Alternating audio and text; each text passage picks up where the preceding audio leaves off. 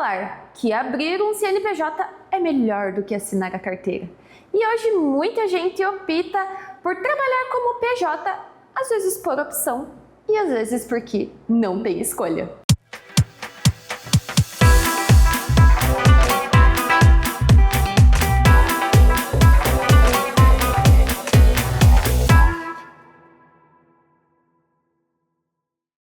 Tá, mas qual modalidade de emprego será que é melhor? Será que é melhor CLT ou CNPJ? Na verdade, não existe uma melhor e uma pior, e sim aquela que faz sentido para você. E para a gente entender melhor, o professor João Vitor vai explicar para a gente. É importante a gente destacar que existem várias modalidades contratuais, né? Os números são muitos, vou te destacar os principais que a gente tem aqui. Então, por exemplo, o primeiro deles é o mais comum, que é o seletista, que são os trabalhadores CLT. Eu, você, normalmente quem está nos assistindo, que tem um contrato de trabalho formal, que recebe 13º, férias, FGTS. Então esses são os trabalhadores seletistas, né? Que são aqueles trabalhadores que estão vinculados a uma empresa, que tem uma relação de subordinação com a sua empresa, né? Que trabalham, que exercem essa atividade de maneira não eventual, subordinada ou sob regime de dependência, mediante uma remuneração. A modalidade seletista é a mais comum e é aquela que mais possui garantias laborais. São várias as garantias que esses trabalhadores têm, por exemplo, diante de um rompimento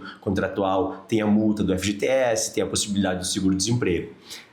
Muitas empresas querem fugir desse tipo de relação contratual porque, obviamente, ela é mais onerosa. Então, acabam se utilizando outras modalidades contratuais, como, por exemplo, que está muito em voga hoje, inclusive pela decisão recente do STF, que são os contratos com PJ, né? Aquilo que a gente chama de pejotização. Quer dizer, você, ao invés de contratar um CPF, você contrata um CNPJ. Então, o João Vitor vira um João Vitor ME, né? Uma microempresa que eu vou lá, crio o meu CNPJ e aí a relação contratual com a empresa, ela passa a ser de prestação de serviço, emissão de nota fiscal e todas aquelas garantias laborais que eu comentei contigo acabam não existindo mais, né? Então, os valores são outros, não há recolhimento de INSS direto, né? Quer dizer, eu posso recolher como trabalhador autônomo o INSS, mas a empresa não fica obrigada a recolher, não fica obrigada a pagar o FGTS. Então, fica muito mais simples essa relação, mas sem as garantias sociais conquistadas ao longo, né, das décadas pela classe trabalhadora. Então, o trabalhador PJ, ele não tem essas garantias, mas ele pode fazer as suas próprias garantias.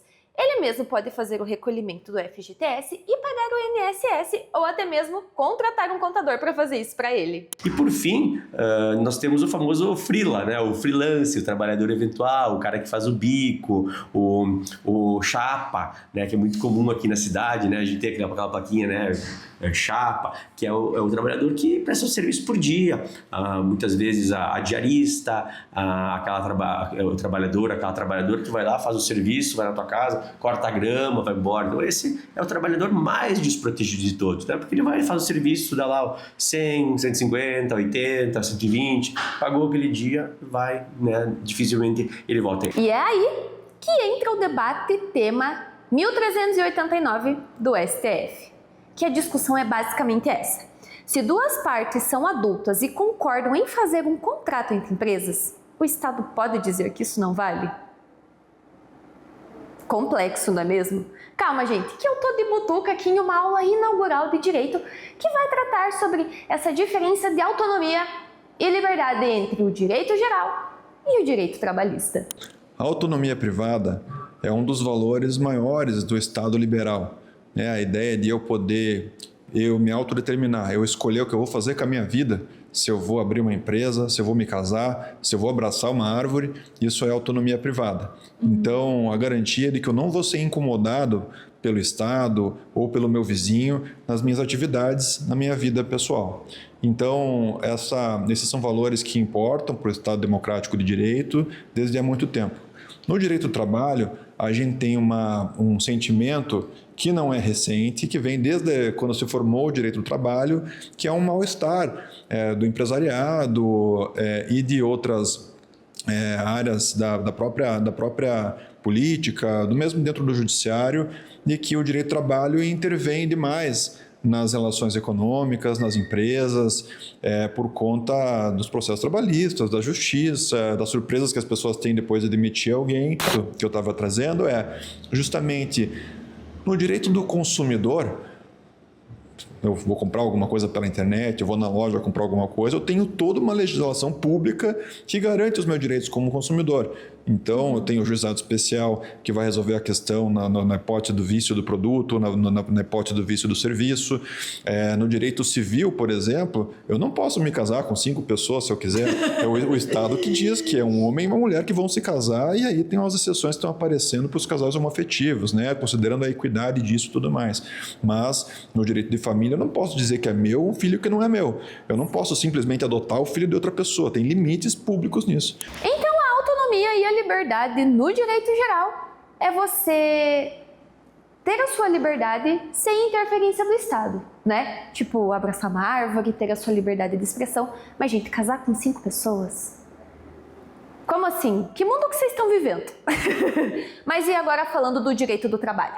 Esta tensão que se cria só em cima do direito do trabalho, quando ele coloca limites na exploração dos trabalhadores, porque eu não posso fazer uma pessoa trabalhar mais de 44 horas, isso tem a ver com um mal-estar com a liberdade dos trabalhadores. Nós, trabalhadores, que não queremos mais ser escravizados, porque a gente está aqui em Ana Vitória, é uma cidade pujante, de gente trabalhadora, e que não tem tanto contato assim com a ideia de uma escravidão contemporânea.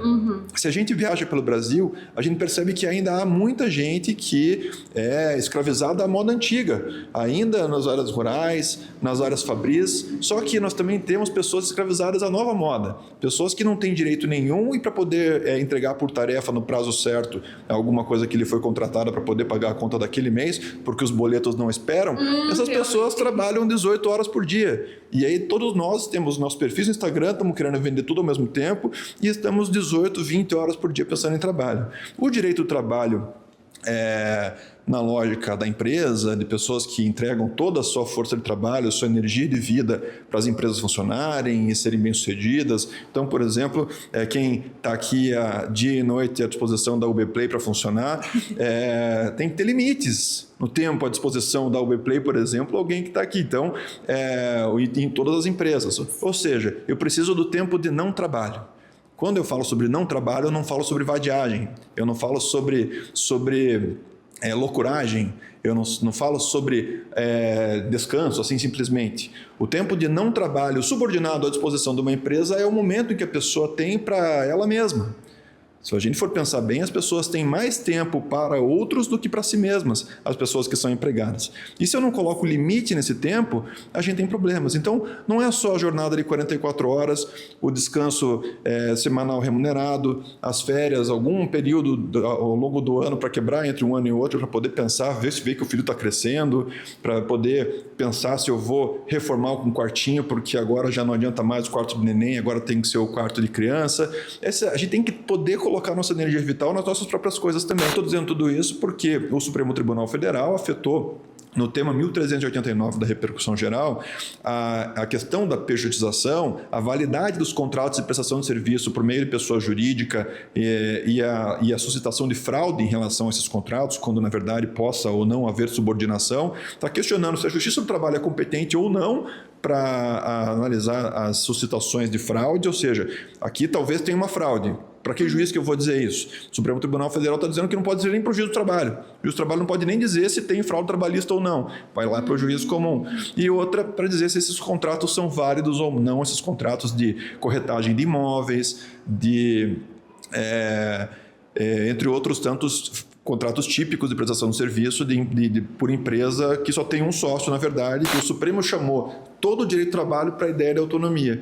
Então, autonomia de quem?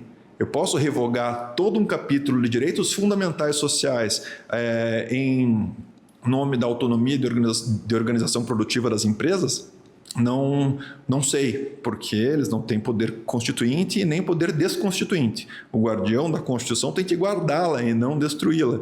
Então, como este é um tema que nos é muito caro, nós vamos falar sobre ele pressionando sobre essas questões. Os contratos podem ser válidos em abstrato, todos os tipos contratuais que não são proibidos por lei podem ser válidos. Um contrato de pessoa jurídica com pessoa jurídica pode ser válido, mas ele pode não ser eficaz e pode ser reconhecido a fraude se as circunstâncias fáticas forem diferentes das relações jurídicas nele previstas. E eu vou finalizar por aqui com uma grande pergunta. O trabalhador, ele deve ser protegido de tudo ou ele deve ter o direito de escolher como que ele quer trabalhar? Eu vou seguir de butuca por aqui, gente, e vejo vocês numa próxima. Tchau!